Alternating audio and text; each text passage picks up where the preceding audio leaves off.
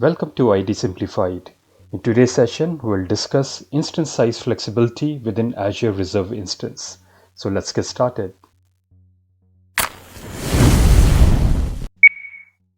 Like always, if you're liking these sessions, don't forget to like, subscribe, and share this content. Now, cost is critical with any IT infrastructure deployment, whether it's on-prem or in the cloud. And in cloud, it gets even more critical because you don't have this advantage of feeling and touching your infrastructure that you deploy.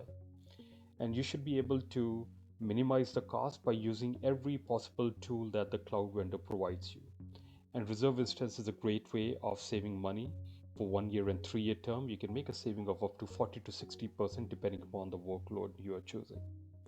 But there are certain specific things that you need to keep in mind when you are deploying these reserve instances because as you know that the business changes, the requirement changes.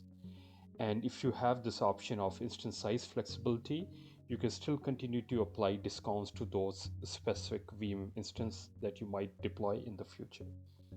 So let's try to understand this with an example. As you know, with your reserve instance, you can pick a scope. Scope is critical, and you can pick a scope based on shared. So in your tenant, you might be having multiple subscriptions, right? The scope can be also subscription,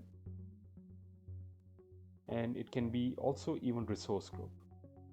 The idea being that whatever reserve instance you're going to apply, whatever resources are part of these scope, the discount will automatically apply to those resources. So let's say that you deploy, today your business requirement is that you deploy a DS4 version 2 machine. Now in Azure, there are different series of virtual machine. Now a DS4 version 2 machine has a ratio, and by the way, there is a ratio associated with different series of machine. Now this specific machine has a ratio of 8, and I would highly recommend that you check the documentation based on the workload that you've deployed, because every series of machine, they have different ratios. But for this example, DS4 version 2, it has a ratio of 8. And in today's scenario, you have this requirement that you try to deploy this machine and you want to save money.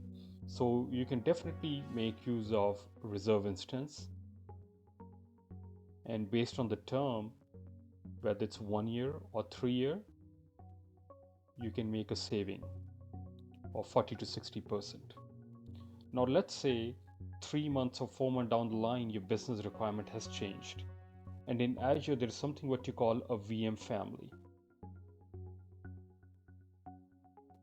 And this family, there are different series of machine. Typically, they falls under the same category, like a DS4 version 2. In this family, you might be also having, let's say, a DS1 version 2. There might be also a DS5 version 2 machine. And again, all these machines, they have a specific ratio. For example, a DS1 version 2 machine has a ratio of 1. A DS5 version 2 machine, its ratio is 16.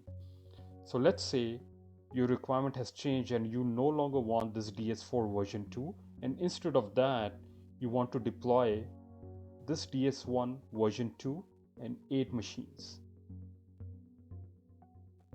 Now that is where the instance size flexibility will come into play, because you've already purchased reserve instance which has an initial ratio of 8, and you are trying to move to a machine in the same family and it has a ratio of 1. You will continue to get your discount based on the reserve instance, and you can still deploy 8 machines. And all these 8 machines, DS1 version 2, will save you money for 1 year, 3 year term. What happens in case you don't want this DS1 version 2 and you want to deploy DS5 version 2 and you want one machine of this? Now in this case, you will get discount on half the machine based on the ratio and the family size of this machine. Because you initially purchased reserve instance for 8 and this machine has a ratio of 16, so you'll get discount on half the machine, right? That is where the instance size flexibility will come into play. Now by the way, when you pick a scope, and if you are choosing a scope of shared, by default instance size flexibility button is automatically selected for you. But you can always change that by going into the specific reserve instance, the ID that is created, and going to the gear icon and change that. And you can change that to the instance size flexibility. So in the future, if your business needs changes and you need to change maybe the series of the machine, and within the same family, you want to make sure that you continue to save the money on that specific resource, and that is where the instance size flexibility will be helpful. Hopefully, this will help some of the businesses. Thanks for watching. Have a good day.